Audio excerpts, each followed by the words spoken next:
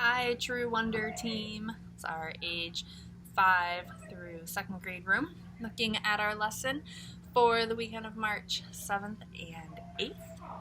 We are in the book of Daniel, chapter 6. So last week we taught about Shadrach, Meshach, and Abednego and how they stayed so true to their faith that even when faced with the punishment of being thrown in a fiery furnace, they refused to bow down to any other god besides the one true God. And now we are focusing on Daniel, who was also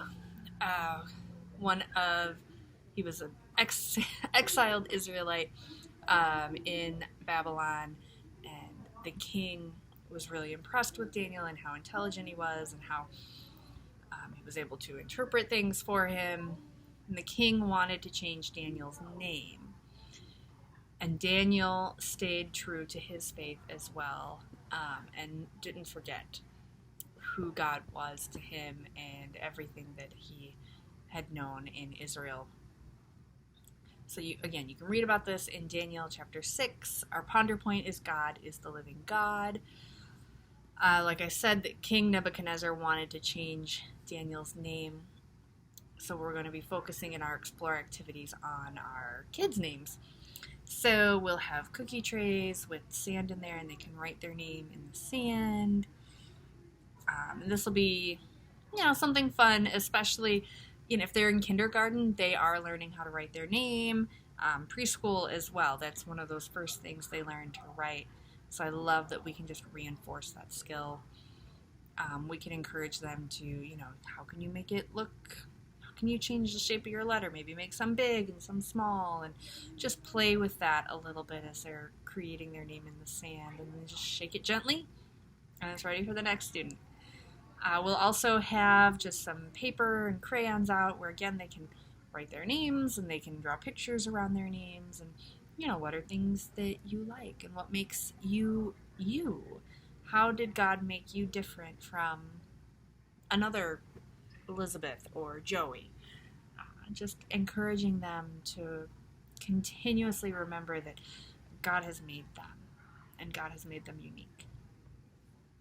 So as we get into our lesson, our verse for the month is Ecclesiastes chapter 4, verses 9 and 10.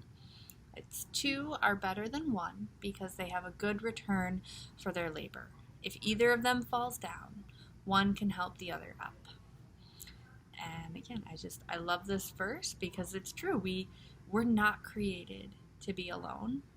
And so just throughout scripture, we see how, friendship is important, and even just in the presence of many counselors, there's wisdom. And so I like this where we can encourage these kids to have friends and to help their friends and to even help people maybe that they don't know.